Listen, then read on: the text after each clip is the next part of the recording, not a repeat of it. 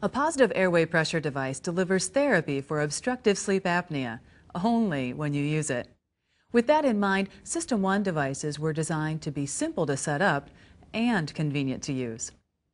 You can easily make adjustments so that you're as comfortable as possible. There are just a few main components: the System 1 device itself, a power supply, and flexible tubing. To use the system, you also need a mask and headgear. Together, the components work to keep your airway open so you can get a better night's sleep. For this quick setup demonstration, we're using the REMstar Auto. You may have a different model, but the setup is similar.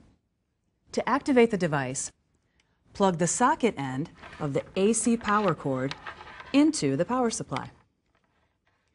Plug the power supply cord connector into the power inlet on the back of the System 1 device. Plug the pronged end into an electrical outlet. When the device has power, the main screen is displayed. Turn the control wheel to set up and press it in.